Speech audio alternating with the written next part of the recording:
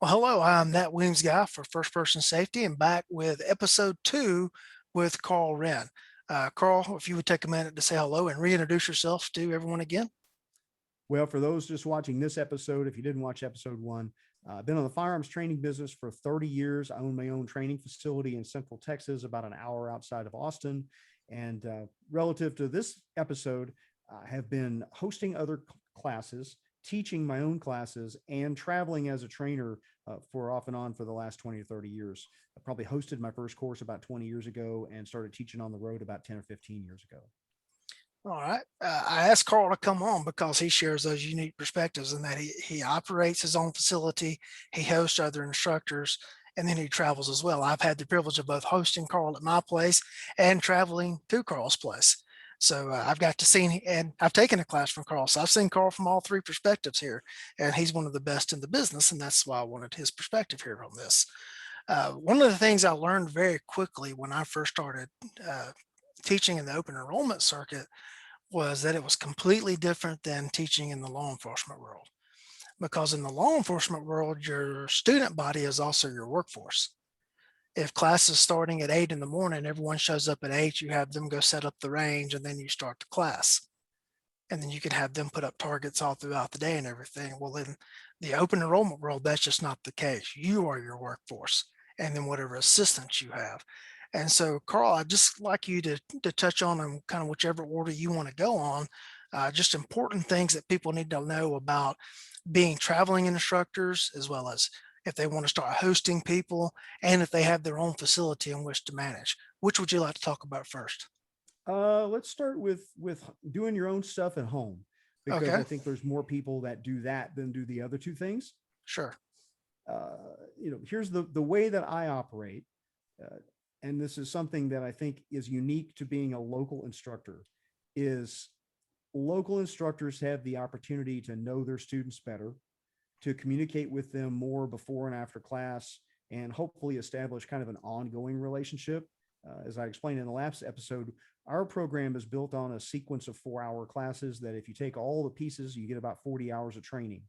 And then we bring in traveling trainers to go offer training beyond our program or in topics that aren't part of our program, like medical, legal stuff, that things like that. That, but look at your customer base as a local, not as a one and done business. We just passed constitutional carry here in Texas, and there's a lot of instructors who their entire program was built on one and done. Come take your carry permit class from me. I have nothing else to offer you. Send me your friends for another one and done class. So they have one course that they teach. They know how to do one thing. And now that the state isn't sending people to them for training, now they got nothing to offer. And so there's a bunch of folks that are saying, well, I'm just going to get out of the training business. And philosophically, I think that's what that tells me, to be brutally honest, is they were only in it for the money ever. And they weren't in it for the right reasons. You know, uh, the reason I got into it before there was a state carry permit program in place was that I wanted people to have the opportunity to learn and be better. And I wanted them to be well prepared for an actual incident, not to meet the state minimums. So, I would say start with your business in that same mindset that if you actually want people to improve and you're not simply trying to make revenue from classes the state is forcing your students to attend. When I was working for DHS, we used to call them hostages, people that were told to go to training that day. They didn't want to be there, right? The private sector is all about people who chose with their money and their time, and they selected you. They want to come to your class. They want to learn. They want to be there. So I think there is pressure to give them a lot for their money because they have choices now. In the modern world, there's lots of choices, and you need to give them the best that you've got, and every class has to be an A+ so that word of mouth grows your business. Because no matter how many social media followers you have, I will tell you still nothing is better than positive word of mouth, friends telling friends, hey, come take a class from this person, they did a really good job, that individual attention. And so I'm going to plug my book here for just a minute. I Hmm. know I plugged it in the last episode, but just in case you didn't watch the other episode, right? Here's the book, Strategies and Standards for Defensive Handgun Training. If you are an instructor, this book is very useful because it explains why most people don't get training beyond the state minimum, and hopefully how you can motivate them come to training beyond the state minimum, how to make it attractive, interesting, and fun for them, which I think all those things are super important. So with regards to running a good program at home, you need helpers. You need, there's too many programs that are a single instructor that will do it. And I'm going to pick on my state carry permit people again, because they're the easy target, right? That it's one person, they walk in, they read PowerPoint slides for 4 hours. It's time to go on the range. You got one person on the firing line with 8, 10, 12, 15 people, right? And all you're doing is blowing the whistle and calling the drills. Well, you're not actually teaching anybody when you're doing that. Sorry. All you're doing is running the test.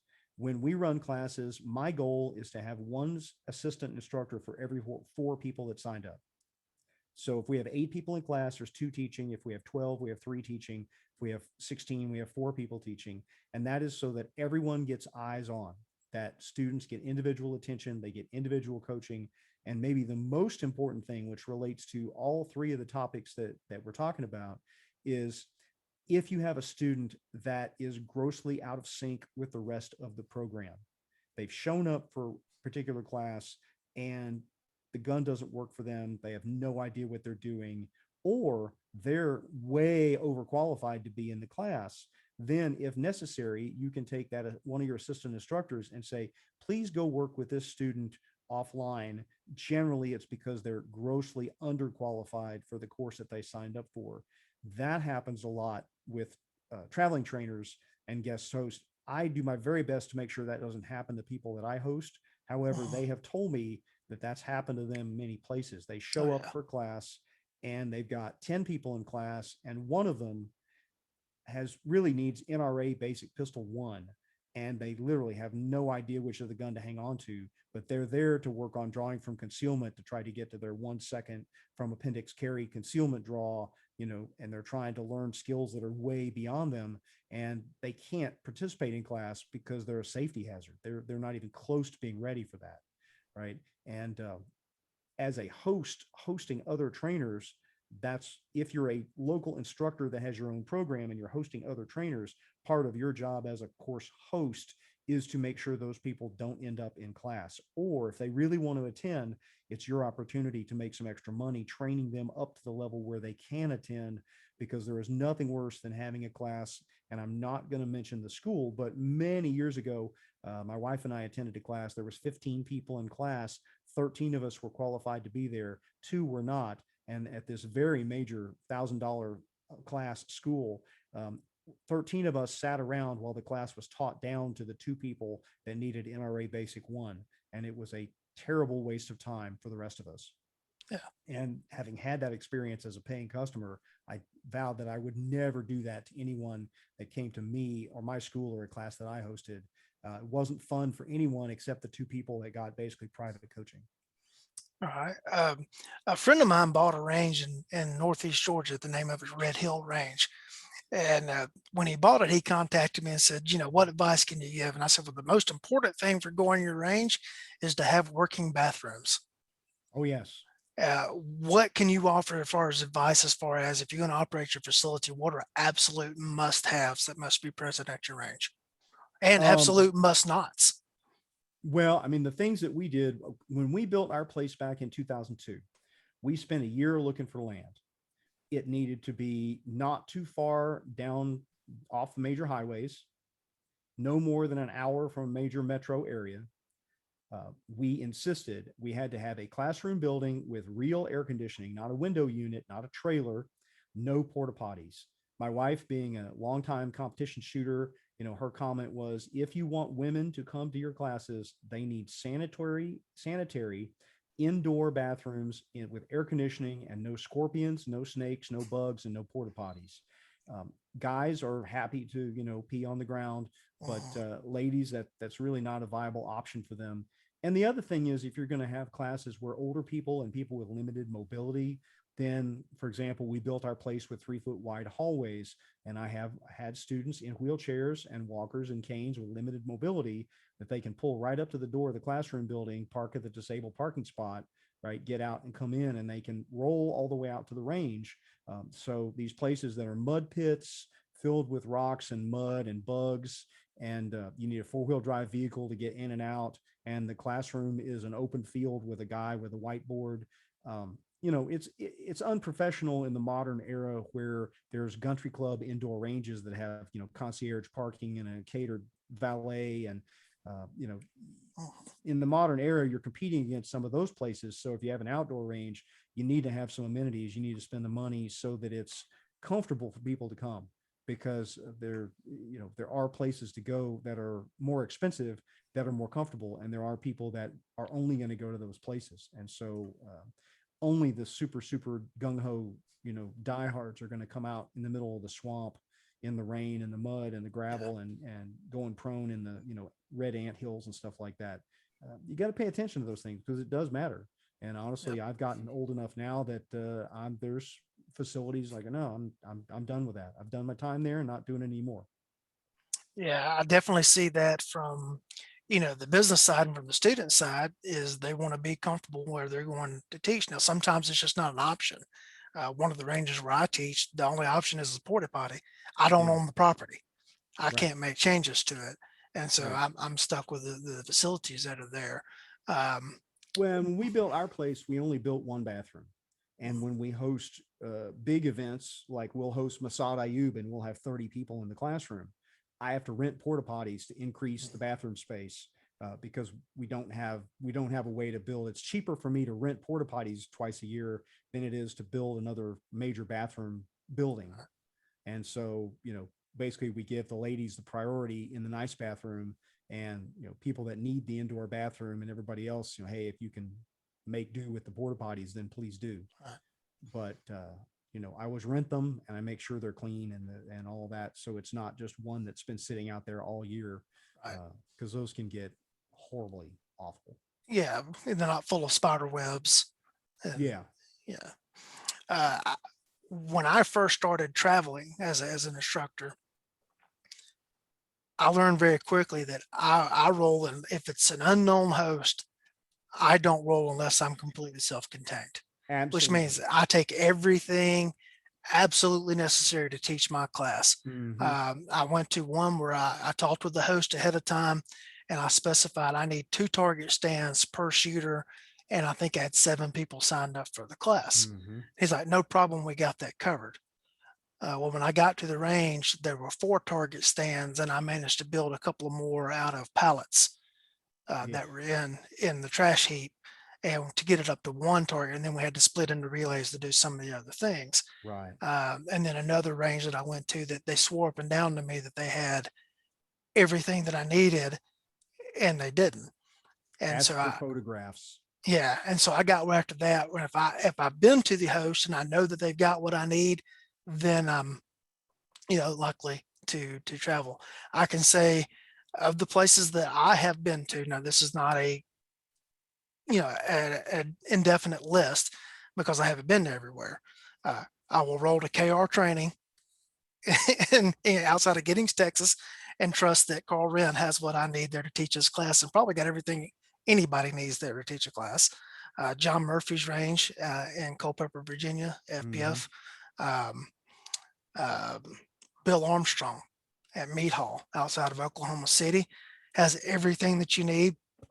Doug Bain, who's now hosting a few classes in outside of Miamisburg, Ohio, he's completely squared away. And everybody Boondocks. else, trust but verify. The Boondocks range in Yeah, Boondocks. Yeah, absolutely. drawing a blank. Jackson, Where Mississippi. That's right.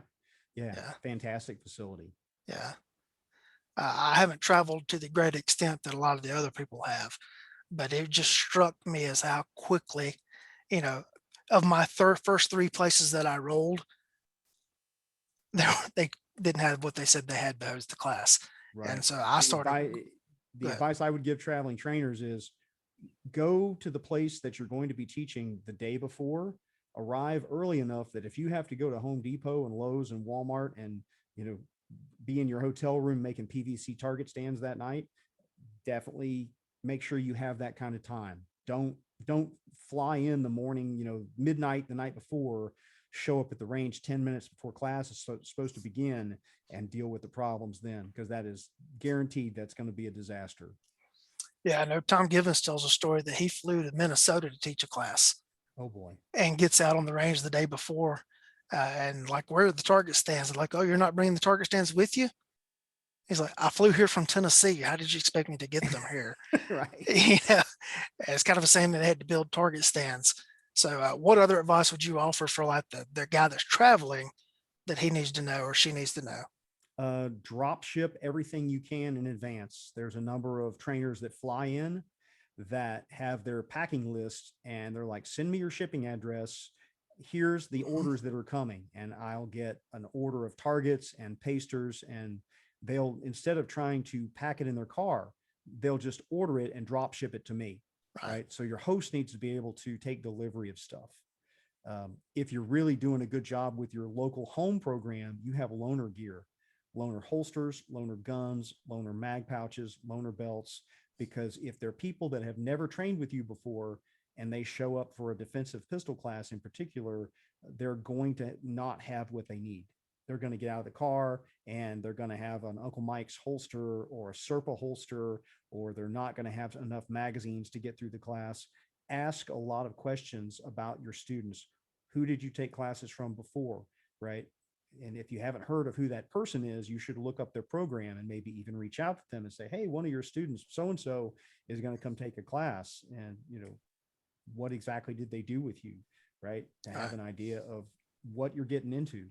Because it's a problem if they don't have the appropriate equipment, right? I even have at my place, we don't do off campus dining because it takes Mhm. forever. Generally, my advice when you host classes is don't let people leave the range for lunch because it's time waster. And I tell people, eat good in the morning and plan on eating great for dinner, but get by with your peanut butter sandwich or your energy bar or whatever for lunch because you're here to learn. And if we skip lunch, or not skip lunch, but if we do an in-house lunch, then you get done earlier and happy hour starts earlier for you. So, I would tell them that discourage people from the off-campus lunch breaks. I think they're unproductive. And there's always, you let people leave the range, there's always one bozo that, goes someplace to get steak and lobster and is gone for 2 hours. And well, I didn't know it was going to take that long. Well, yeah, it always takes that long, stuff like that. Yeah. Equipment, making sure people have the prereqs, make sure they have the equipment, make sure they pay in advance. If you're a course host, people do not get slots in class unless they pay in full in advance. And you need to make the refund policy very clear to them in advance, because you will get people that will call up the day before class. Oh, my mother's got a hangnail. I can't go. Can I get a refund? Well, check with the person that you're hosting and ask them what their policy is.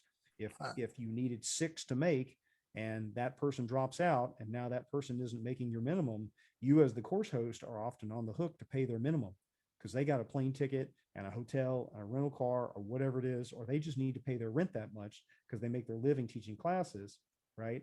And so if somebody bails out and they need to understand, no, you can't bail out. You can give your slot to somebody else, sell it to a friend, but somebody's going to use that slot because it's too late. If you cancel a month out before class, then okay, maybe we can make it work. But make sure everybody understands the refund policies. Otherwise, people get upset, and Right. nothing is worse than negative reviews on the internet. People get Mhm. angry about stuff, and negative social media reviews are forever, and they always bubble up to the top of the search listings.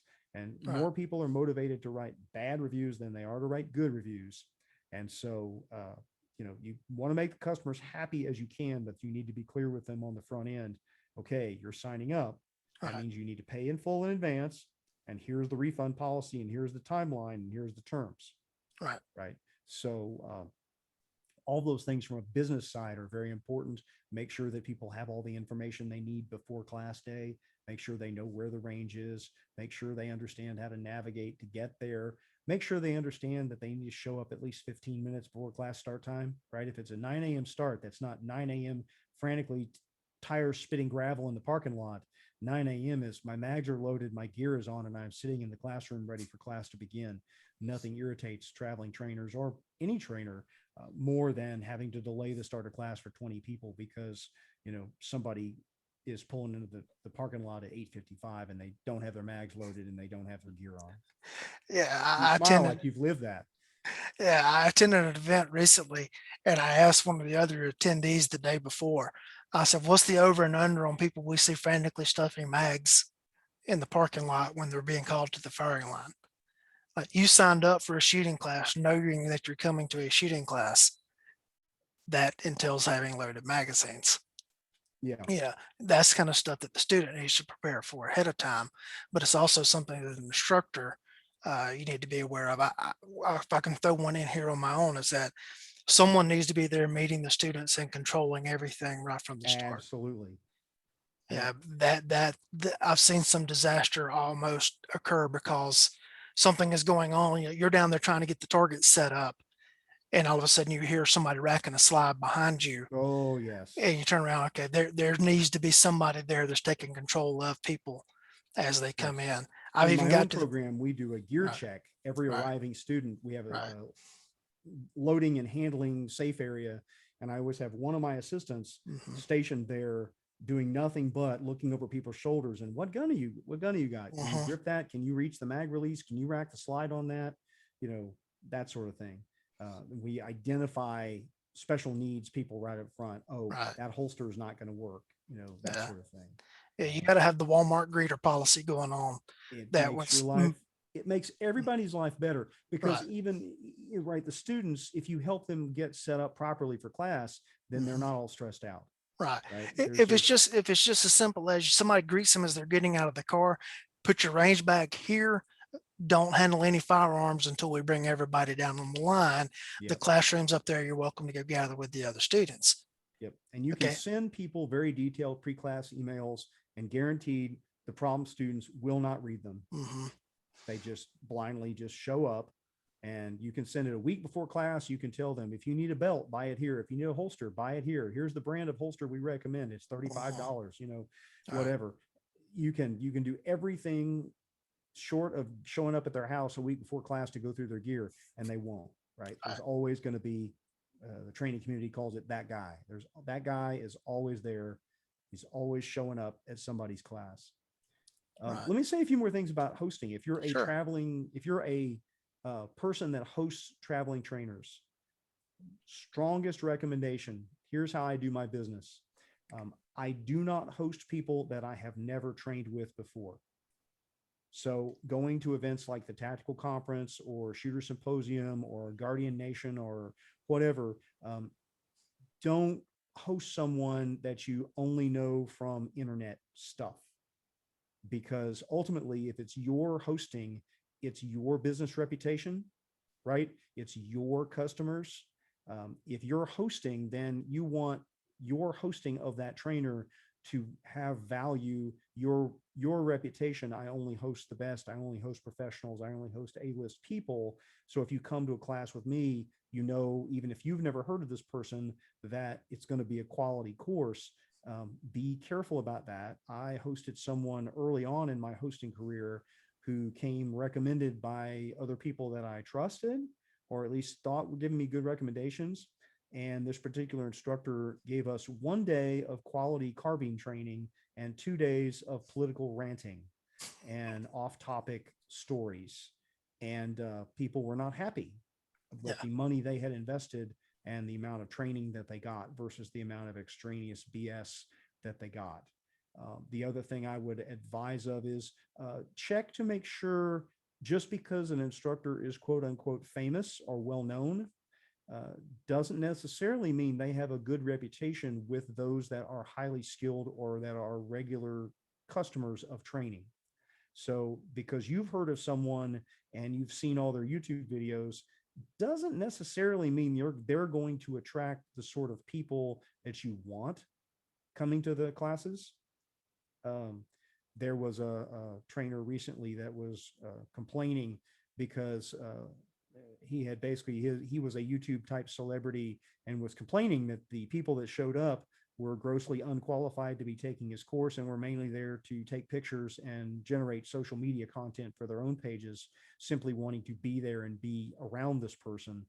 They were a little frustrated with the quality of student. Well, if that's the kind of image and marketing that you have, then that is the kind of student that you might get, if that makes sense. Sure. The other one is be aware that some instructors have baggage. And if something happens during their class and you end up in court related to it, their bad history or controversial acts or other problems that might be associated with them, now you have to deal with that, and that's connected to you. I have never had that problem. Right. However, there are trainers that I won't host because of controversial statements or controversial life histories or a number of issues. And I know they have their fans. I'm not going to name anybody, but I know they have their fans and their followers and their loyal fan bases. That's fine. There's other people can host those trainers. I'm not going to risk my facility, my liability, and my brand reputation of my own training Right. hosting someone that's controversial simply because I think they could fill a class better than someone that's less known that might be a more professional trainer. So, be aware, again, doing things purely for the money, particularly in the gun business, can get you in trouble. And once you have a bad reputation, it's really hard to shake it, really hard to lose it. Because in the center of it, the really serious training customers, they all talk to each other and they gossip and they, go back and forth online. And you want to do everything you can to keep a good reputation as long as you can, Right. because it's a really difficult thing to undo once you have it. That makes sense? Sure. Sure. You mentioned something earlier about, contacting the instructor that you're hosting as far as finding out what their students will need in the class. So I guess let me ask, how much importance do you put on communication between both the instructor that you're bringing in between you and between them and the students that will be in their classes? Okay, I'll let you in on a little secret. Yeah. So the way I do things, I handle all the registration. Why? Mhm. Because I want the email addresses. One of Right. the reasons I host other trainers is there are people that won't train with me because I'm not famous enough, right? Doesn't matter qualifications. They want to train with big name instructor that they've heard of on the internet. That's Right. great. So, but when they come to my range to train with big name instructor, I want to get their email address so that I can follow up with my monthly emails and invite them to come take classes from me Right. or other big name instructors that I'm hosting. Right. Right. And so I don't like traveling trainers to handle their own registration. I think if you're a Right. course host, it's in your best interest to handle the registration and the money, because then you harvest that contact information for future clients, whether Right. you only host traveling trainers, whether you run your own class or have other events or whatever. It's in your best business interest to be the point of contact. And that makes it easier. Most of the traveling trainers are happy for you to do this. They just want to show up. They want a full class, a roster full of names, right? They want to make sure they have the right names on the certificates. They like to know that the students are there, that they're qualified to be in the course. They're not going to be a problem child, and that everybody's paid for. And you write them one check at the end of the day. Yeah. It's You much know, simpler for everyone if the course host does those things. I ran into some situations where back when I hosted courses of student had question that actually needed to go to the instructor versus me Sure. as the host, Yeah. but the instructor wouldn't answer their email. And so now they're sending emails to me, needing to know something about, XYDZ defensive pistol class. And Yeah, then that's a I red can't get flag on the instructor. If they're right, unresponsive for more than 48 hours, right, if you've texted and emailed and they're not answering, they better have a pretty good reason for not responding, because right. that's your job. If you're a traveling trainer, customer service, I mean, that's the job. Yeah, it got to be very frustrating in which, I've got people that they're looking at me holding me accountable because I am the course host, but I don't actually have a stake in the financial gain because, the money's going to the instructor, because I don't own the facility, so I'm not getting the facility fees and everything else. It was just I hosted the course as an opportunity to take the course, basically. Well, as a And performing musician, I will tell you that yeah, booking agents get a fee, right, and that if you're doing work right, to make the event a success, right, then even if you don't own a facility, if you're right, promoting it and you're collecting the money and the rosters and everything, yeah, probably should be worth a few dollars, a ticketing yeah. service fee, right, or whatever. Um, Well, I was hosting them and I would get host spots and I was using it to use for my Ah, using it okay. for my agency personnel. Got So I it. wasn't necessarily getting money Got it. and I wasn't getting any financial reward, but I was getting reward because I got to Well, put an getting a employee in the slot, getting a class. slot is, Yeah. I'm hosting one trainer coming up here later this Right. month that we did not make the minimum for me to get a free slot. So I'm Right. actually paying for my slot. I'm Right. getting paid for hosting the course. So I'll probably break close to even on it. Right. But, you know, in this case, their terms were, we need this many students in class for you to get a free slot. Yeah. And we got enough for the class to make, but not enough for me to get a free slot. And that's just the way it Right. goes, you know? Yeah. I just, it just got to be very frustrating for me on that end, which there was a lack of communication from the person that was coming to teach the class, and I felt like it put me in a bad spot. Yeah. Yeah. Well, like it goes back to Yeah. you need to know who it is that you're hosting Right. and have some idea of what kind of person they are. And again, reputation is substantial. Networking is substantial, Right. right? Right. There are people that are not as famous that are extremely good and easy to host who do great classes. Right. And, you know, most of the guys that have been doing this a long time, 20 or 30 years, generally they're pros and they're answer their emails and they know exactly, they'll tell you, this is exactly what I need. And they do exactly what they say they're going to do. And, you know, I've had very few bad experiences, but that's also, you know, because uh, I've been working on my end of it for 20 years. Mhm. And also as on the other side, I've been fortunate. The people that have hosted me, I've had fantastic course hosts who have, you know, we've been very clear about what was needed. Often most of the people that host me are people that I've hosted and vice versa. So I do a lot of Right. trade swapping. I Right. go to your place, you come to my place because, but I do have a few people that host me that are not yet to the traveling trainer level. So, you know, I do a few classes on the road, things like that. Right. And I try my very best to make it easy on them and don't have a lot of fancy requirements. And you know, like I said, I'm going to drive. Most of them, I flew up to Firearms Academy in Seattle, but Marty had his own facility. He had more multiple shoot houses, had a fantastic facility that let me do some things up there that I have never been able to do anywhere else. Right. Running, you know, multiple days of force on force scenarios in all of his multiple shoot houses. That was a course that probably will never be able to be replicated just about any place else ever, which was Right. kind of fun and might get to do that again at some point in the future.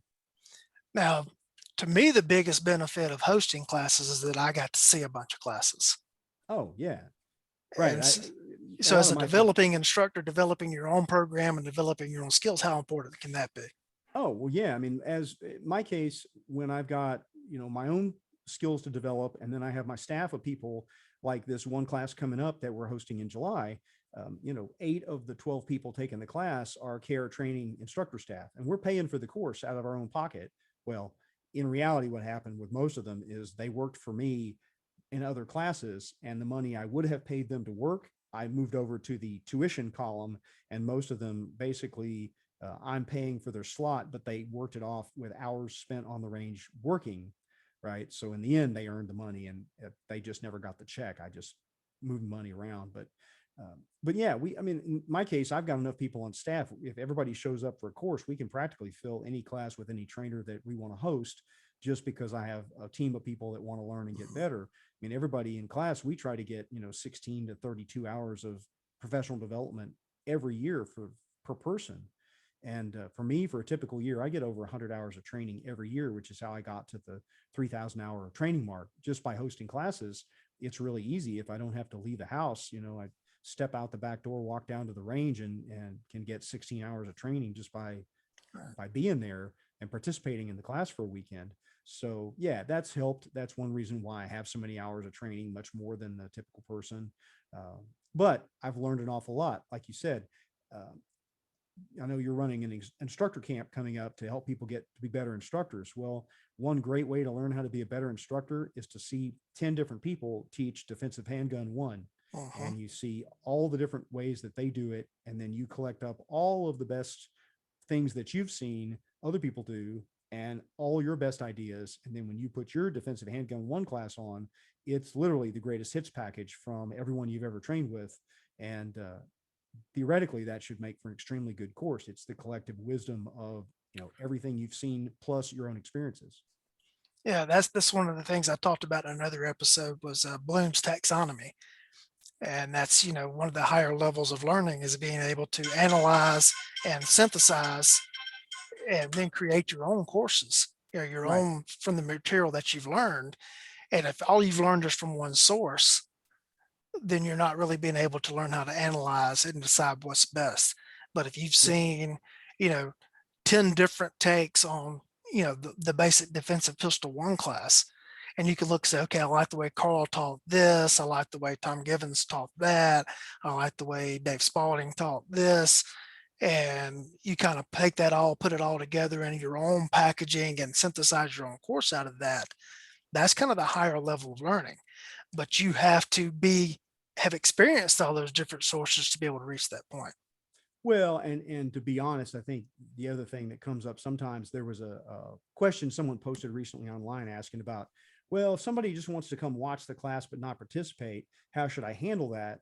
And it's like, well, who is this person? Are they somebody that's going to come watch your class, take video, post video on the internet without your permission, copy down your lesson plan and write down all your drills? And next week after you leave town, are they going to be offering their own bootleg version of your class without paying for it? I mean, unfortunately, there are people out there like that. Right. It's basically, even if you're just watching the class, you're learning something, and so I'm not big on unpaid looky-loos, generally at a minimum half price if you're going to watch and not participate, just because there's so much information you're going to get from just watching the class that you have to be careful. I try to give credit and explain, hey, I paid for all this knowledge one way or another. I paid the person that I got it from for the knowledge, and I'm going to tell you that I got it from them, and I'm not going to pretend like I came up with it on my own if it's not mine. Right. And I think that's important. I think it's good to acknowledge your sources, and particularly if you're still capable of hosting those sources and allowing them to come in and work with your students. Right. So I still host Tom Givens. I've taken a bazillion courses from Tom, and the same token, it's like, well, I want my students to learn from Tom. I want to get as close to the root of the tree as possible with the training. So, come take my classes. Okay, now you're ready for a Tom class. When Tom comes in, then he doesn't have a bunch of mess to deal with, right? He can get to the good stuff, and the students that show up, we already know they're at a minimum level, and then they're ready. They're ready for the next thing, and it works out good for everybody, I think, in a system like that. Yeah, that's how I built my agency's instructor class, was through hosting the people that I wanted them to learn from. Right. And then it wasn't just me trying to spread the gospel, was they all became believers and they're all helping spread. And now we've gotten that down to line level personnel taking some of the classes. And it permeates the entire agency more so than just the instructor staff. We're trying to build layers. It's easier to be an expert when you leave town. Right. Yes, that is true. I don't know what it is about leaving the county line, but all of a sudden you gain credibility and expertise that you didn't have at home. Yeah, we've got a fairly new deputy that I was working with her on something the other day, and she looked at me and she said, "Wow, that makes sense. You should be teaching classes at the state or national level." I'm like, "Well, I do, just nobody here pays attention to that." Right. One thing that I would like to say on behalf of instructors everywhere, I regularly see this in social media because I follow a lot of the other instructors' pages and stuff too. And it's like, so when are you bringing your class to X? And it's like, folks, I can't just call some range in, Topeka, Kansas and say, "Hey, I'm Lee Weems and I'm coming to teach a class at your place in September. I need this weekend free." That's not how it works. Actually, some trainers do that. Well, I guess if it's a facility that's available for rent, then yes, but it still takes a local host to drive the classes, unless you're like a huge big name with millions of people following your pages and stuff. Yeah. Well, there are commercial ranges that simply host trainers, and they do it purely, as a revenue thing. Like we got these 2 bays over here and we want to keep them full every weekend with traveling trainer classes. And so, there are places like that do that. It depends. I mean, like in my case, I'm kind of in the same mode that you're in. I have stuff going on here that I'm not interested at this point in my career in being on the road 50 weeks a year. Right. People that are, I have great respect for them because it is a very hard life and much more stressful, I think, than my case, where I have my own place and at, worst, it's a 50-mile drive to get from, my house in Bryan to the range. And, it's nice. It's nice to have the ability to do that and be one of those homebound people. But the majority of the training market now is traveling trainers, and it's hard to get a national reputation without traveling. Right. And so it is good to travel some, right? And but yeah, trying to book classes generally, like in my case, if somebody invites me, I do my best to find a way to go, and but I don't go out and chase down trying to get hosted. But there are trainers that do. I get calls every month. I get people, everybody's, Latin word tactical, last name tactical. I just got out of such and such unit and I'm trying to, I want to make a 6-figure salary as a traveling trainer like all these other people. Yeah. And, it's like, well, I got bad news for you, bro. Get in line that, there's a lot of people that are chasing that dream, not realizing how few people achieve that dream and how hard it can be to make that happen. Because even if they schedule the class, it's like, well, nobody knows who you are. And why would they come train with you? And why would they come train with you versus 18 other people with your same background? They called me last month, Sure. All right. Well, Carl, is there anything that I didn't ask you about this topic that I should have? Gosh, I couldn't begin to guess. Training is good. I would say anything that gets people out to the range to practice is good. And there's a lot of good people in the training industry. If I sound negative, don't take it that way. There's a lot of good folks to work with. There's a lot of good trainers, a lot of good courses. Vast majority of stuff that's out there is good and credible and from reputable, sincere people that do a good job. So, but like Ronald Reagan said, trust but verify if you're a course host. And try to mix it up. If you host other people, try to rotate new faces in and try to, because if you gain a reputation as a course host, you want some people that you bring in, the same people maybe every 2 or 3 years in a cycle. And then you want some new faces, try some new people out. And variety is good. Variety just for the sake of variety. Let me bring in this weird guy that does stuff that nobody else does. Maybe, unless their stuff actually works, I wouldn't necessarily say bring somebody in just for variety's sake if their stuff isn't legit. I would just say, folks, it's not as simple as saying, you know what, I want to be a firearms instructor and just throwing up a web page and expecting your classes to fill. There's a lot more work that goes into it behind the scenes, and it takes relationships with with course hosts and facilities to be able to have access to teach classes. There's a lot that goes into it. Unless you've got the financial wherewithal to go build your own range and bring people in, you're at the mercy of other people. So do your best to cultivate good relationships so that you have places to go teach the classes, and then you got to have a great product. As more and more states move to where we should be with not requiring you to step through state level bureaucracies to get a license or a permit, you're going to have a product that attracts people. And I guess I'm going to get off my soapbox on that. But shooting is fun. Never forget.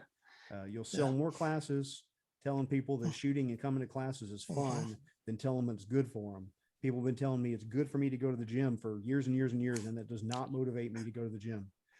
It's just like eating vegetables or eating seafood or whatever, all that stuff you're supposed to do that's good for you. Telling people it's good for you is not a marketing campaign. Telling them they're going to die if they don't come to class, not an effective marketing campaign. Yeah, I saw a thing on a locally based forum that popped up here last week. They were asking about a new company that's started announcing classes. And I looked on the companies, all their instructors' bios, and it was all state level carry permit instructor and NRA classes, but they're offering force on force and tactical pistol and room clearing. And okay, what in your background? When have they taken that training? Never mind instructor level certification in that stuff. Right. If you've been on a SWAT team for 10 years and you got NRA basic pistol, okay, maybe you're still qualified to teach that class. Yeah. But just going out and getting a basic handgun certification, handgun certified instructor is just not. When what they're going to find if Yeah. they try to get from the business side, right? Insurance, and we didn't talk about this. This is the one you asked me. Insurance. Understand that if you are an instructor and you have liability insurance, it does not cover people that work with you, and it does not cover people that you host. Right. And the people that you host need to have their own insurance. And Right. if you own a facility, they need to make sure that your facility is covered under their insurance when they're working at your facility, because it's all fun and games until somebody shoots themselves in the leg or something else happens. And all of a sudden, well, if you're not teaching the class, then your insurance may not cover any of their claims. Right. And so, again, just because somebody has a web page, right? For example, Force on Force, trying to get insurance to do Force on Force, if they think their NRA policy is going to cover them for Force on Force, they're going to be very surprised when the lawsuit comes and they find out that they're not covered. And when they're running Force on Force without any kind of certification as a Force on Force instructor, then again, that's another problem. Yep. Right. They're teaching carbine classes and they're NRA basic pistol instructors. Nobody thinks about that. Everybody just sees the dollar signs. Everybody's like, oh, I can make $100K a year teaching these classes, and they run the numbers and they go, oh, look, I just need to do this and this and this, and everything is gravy. Yeah, there's more to it than that. And occasionally things do go wrong, and it's terrible when it does. I've never had that happen, knock on wood, but it takes a lot of work to make sure bad things don't happen. Right. Yeah. And all it takes is one lawsuit to make everything you've achieved in the business go away. Absolutely. All right, Karl, what you got coming up with KR training? Well, I'm going to Virginia, going to John Murphy's place in Culpeper, Virginia for a Force on Force course and an advanced handgun live fire course, and doing some private lessons while I'm up there. If anybody wants to do them on the weekdays while I'm up in the area. And gosh, krtraining.com. I got classes every weekend. I'm hosting Gabe White. I'm hosting Masad Ayub. I'm hosting Brian Hill. Got my own program going, Force on Force, live fire, all kinds of stuff happening. Paul Martin's teaching a 2-day preparedness weekend, including a 1-day medical class from an Army medical doctor. So we got lots going on. We got video on demand on Vimeo. People can download for a few dollars and watch on preparedness. And I've got a book. John Dobbs got a free ebook out, and we're working on another print book, hopefully to have out this fall. So not a lot, just yeah. And you do that professional musician thing several nights a week too. Yeah, so I did play 4 gigs this weekend. I played Friday, Saturday, and 2 on Sunday for the 4th of July. So yeah, I have that thing going on too.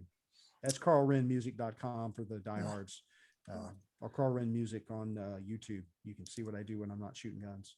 All righty. Karl, thanks for dropping by and offering your advice. And I'm that Weems guy for First Person Safety.